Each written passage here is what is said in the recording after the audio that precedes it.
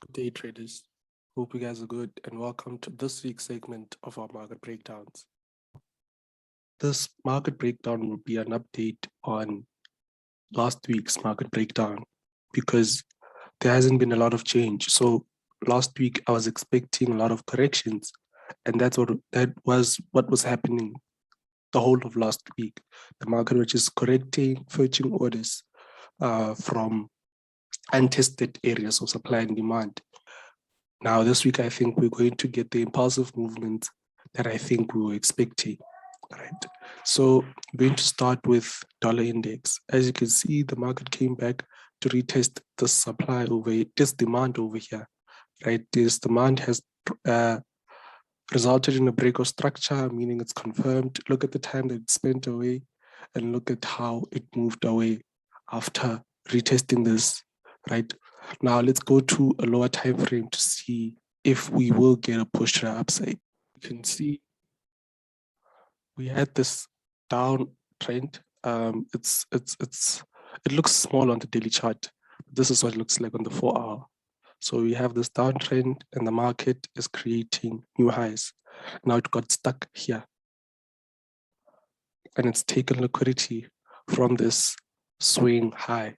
Now, we haven't gotten any break of structure. I think it will be interesting to see how the market will react from this area, right? What I'm expecting on this is a small retest to fill in the orders that are resting here, right? Then a push to the upside, a retest to the structure, and then a continuation further up, and a continuation further to the upside, right? Now the opposite can happen. You will find that maybe this is a correction. If it's a correction, you'll see a breakout from this area over here. Breakout and a retest and a continuation to the upside. What we know about supply and demand areas is that the market shouldn't be playing around a certain area for too long. So whenever you see that the market is playing around a level for too long, just know that it's slowly filling in all the orders that are there and could result in a breakout in the opposite direction, meaning it could eventually break that structure. So these are the two scenarios that I'm expecting on the dollar index. Let's move on. Update on gold. So 2 weeks ago, I was expecting a push further up north, but after this consolidation on the lower time frame, we got the strong push to the downside, retesting the structure over here. Now the market is stuck on an area of demand, right? Judging by this first retest, which was not very good, the second retest, and how the market is spending time around this area. Judging from those two things, we might get a breakout from this area to the downside. This is the first scenario. Now, if this demand holds because of this breakout of the descending trend line, I'm expecting a breakout from this area, right? So as you can see here, there's equal highs, meaning there's liquidity, right? So it's possible that the market can be attracted to this area to fetch orders from retail traders. We might even see a false breakout to the upside and then a further drop to the downside. This is scenario number 2. Scenario number 3 is we get a push to the upside, a retest on this area, and then we go ahead with what I was expecting earlier, right? So these are the two scenarios of what I'm expecting on gold. But let's go on to the higher time frame quickly to see what's happening. So as you can see, we're in the long-term uptrend. The market is still in a consolidation phase. And now it's showing signs of continuing to the upside. As you can see with this long candlestick, this candlestick right here, it's showing signs of liquidity. So the drop to the downside was a liquidity grab, which is why in the first place, I was expecting the price or the market to move upwards, right? So it's going to be very interesting to see how the market responds to this area of resistance over here. Will it continue to the upside, continuing with the bias that we had from the previous weeks? Because still long term, we're still bullish on this pair, right? So will we get the push to the upside, right?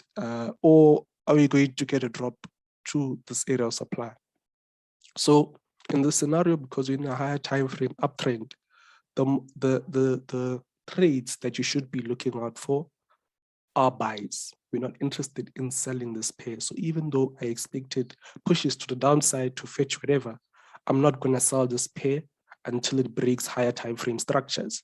So as you can see from this higher time frame structure, we're still very much bullish. Demand is still in control, and we just have to wait and see what's going to happen next. So this is my sentiments on both. Let's move. Quick update on oil. So we are in this higher time frame uptrend. If you can look at my weekly analysis from 2 weeks back, I was expecting the market to push to the upside. As you can see, we have this break of the trend line on a daily, of course. Now the market's showing signs of pushing to the upside. Remember what I said about supply and demand areas. When you see that price is playing so much or too much on an area of quote unquote supply and demand, just know that you need to brace yourself for a breakout, because most of the times price will break that point. So this is what we're seeing here with the multiple retests on this area of supply, right? But then, like I said, we need to wait for the necessary confirmation, right? Wait for this thing to break it before we take the buy. On EURUSD, now we're on EURUSD, and this is a perfect example of why, as a trader, you need to stick to your guns. Remember what I was saying last or 2 weeks back? I was saying that we got a breakout of this trend line. The market seemed to have been retesting this trend line, moving to the upside. But then I said that because because higher time frame supply is in control, there's no way that I'm going to buy this thing, right? If we were to look at a lower time frame, you'll see that there was a break of a trend line even. The market came back to retest this trend line with this candlestick over here. And now it looks like we're going to get further pushes to the downside. Now, some people will look at this correction and assume automatically that we are going a breakout to the upside. But then I don't think so, because the candlestick has not closed yet, right? So let's wait for the close of the candlestick before we reach a conclusion. But so far, so good. I'm anticipating a drop further to the downside. Now, the opposite might happen, because we're in this area of demand over here. So this rejection over here is actually a rejection. It's actually a reaction from this demand area over here. Now, for a demand area or for an area of supply to be or to result in higher probabilities, it has to be aligned with the main time frame. And what we know for sure about this area of demand is that it's not aligned with the higher time frame trend, right? It's not aligned with higher time frame supply and demand areas. So this is why, even if we get that push to the upside, I'm not going to be buying. But anyways, this is what I'm expecting on EURUSD. Remember, this is not financial advice. I could be wrong because I'm just speculating. But so far, so good. So far, we've seen the progress on this pair. Now we just have to wait and see what happens moving on from here. Let's move on. Now we moved on to EURJPY. This is going as I anticipated, and now we're on an area of demand. Now, why is this opposite to, why are we expecting buys here and not on EURUSD? We've been analyzing this pair. We know that this thing is aligned with the higher time frame analysis, right? And from what we're expecting from weeks ago, it's behaving as anticipated, right? So it will be very interesting to see how the market reacts on this area of demand over here, right? Now, the red flag in this scenario is the fact that price is spending too much time on this area. So another area of interest will be this demand area over here, which will act as my discounted area, right? That's why in this scenario, it's very important that you approach every trade that you take in the same way, with a fixed exposure to risk, with a fixed lot size, right? So that you don't place your hope too much on one outcome. And if the market goes against you, you will still have ammo to be able to take the next trade. But anyways, this is what I see on EURJPY. Let's move on. Now we're on EURUAD. We got in that breakout as we anticipated, and now the market is reacting or the market came back to retest that area. So for some people, this is an impulse correction, but I will not be oblivious to these multiple rejections over here. It will be very interesting to see. I'm just excusing it because it's a Monday. You know how the market can be on Mondays, right? This is why I post my breakdowns on Mondays, because generally on Mondays, I don't trade, right? So we see that there's multiple rejections from this area over here, which could mean two things, right? Buyers are really trying to come back to push price higher, or there's just tension. Consolidation means equal amounts of buyers and sellers. We know from equal amounts of buyers and sellers, the market can go anywhere it wants, right?